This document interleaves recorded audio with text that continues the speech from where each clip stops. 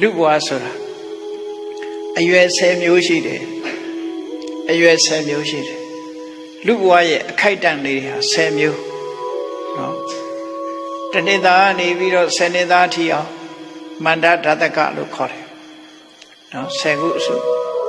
တနှစ်သားအရွယ်ကနေပြီးတော့10နှစ်သားအရွယ်ထိအောင်မွေးလာပြီးတဲ့နောက်ပေါ့လေ10နှစ်ထိအောင်မန္တဓာတကခန္ဓာကိုယ်ကလည်းနုနေတယ်အသိဉာဏ်လည်းနုနေတယ်စိတ်ဓာတ်ကလည်းနုနေဟောကလေးအရွယ်အဲ့ဒီကလေးအရွယ်ကနေတခါပြောင်းလဲလာတဲ့အခါမှာ17နှစ်ကနေပြီးအသက်20ထိအောင်ကျတော့ခိဋ္ဌဓာတကတကယ်ချင်းပေါင်းသင်းနေနဲ့ပျော်တဲ့အရွယ်ဖြစ်လာတယ်အဲ့ဒါလည်းပဲဒီတိုင်းတည်မြဲနေတာမဟုတ်ဘူး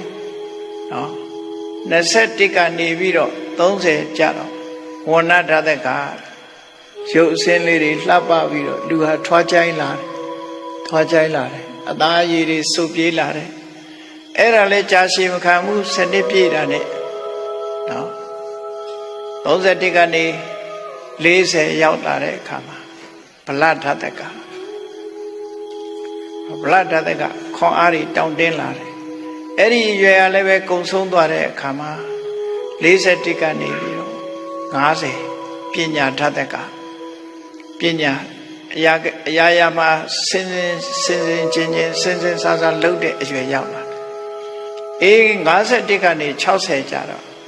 အားလုံးဟာပြန်ပြီးတော့ကျလာတယ်ဟာနိဓာတက51ကနေ60ဆိုအကျပိုင်းရောက်လာတယ်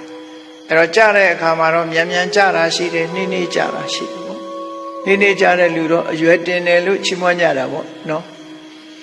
အဲ့တော့51ကနေ6နဲ့ကအကျပဲအတိုးမရှိဘူးအဲ့ဒါကိုဟာနိဓာတကလို့ခေါ်တယ်61ကနေ80ကျတော့သူက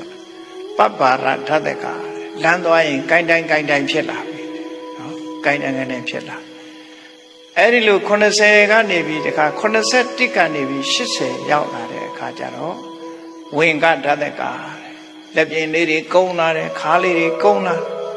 ကုန်းတဲ့အရွယ်ကိုင်းတဲ့အရွယ်ရောက်လာတယ်အေး81ကနေ90ကျတော့မောမှုဟာဓာတကမိတယ်အခုပဲထွင်းစားပြီးစားသေးဘူးလို့ပြောရင်ပြောတယ်ကိုပစ္စည်းလေးထားပြီးဟိုနာထားပြီးရှာလို့လိုက်ရှာလို့ရှာရောင်းမခါထိုးရှာလို့ရှာနော်ထားပြီးတော့မေ့လာအေး61ကနေ100ကျတဲ့အခါကျတော့တယနာဓာတကအဲ့ရထဲမှာခွေးနေတာပဲများတော့တယ်အဲ့ဒါလို့လူဘဝဟာအပိုင်း10ပိုင်းနဲ့အရွယ်10မျိုးနဲ့တစ်ခုပြီးတစ်ခုပြီးကုန်းလာတာတဲ့သူညီကို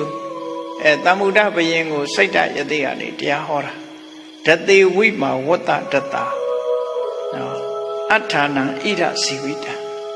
လူတွေရဲ့အသက်ဆိုတာတဲ့အခုလိုရွေ့အပတ္တိညေဝတံဩဒိကန့်တတ်ထားတဲ့အတိုင်းအတာတစ်ခုပြည့်အောင်ဘယ်သူမှမနေရဘူးတဲ့နော်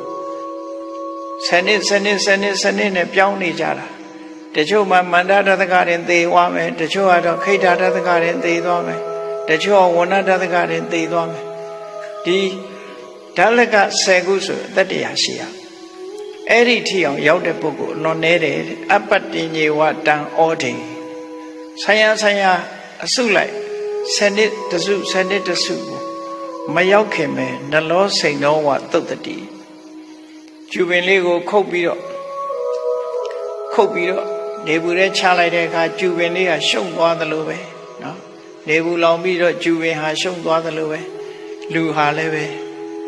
ဒီသေဆုံးခြင်းနဲ့ကြုံတွေ့ရတယ်ဒါကြောင့်မို့လို့ငါမင်းစည်းစိမ်ကိုမလို့ခြင်းဘူးတို့နေရတဲ့ဘဝလေးဟာခဏလေးပဲ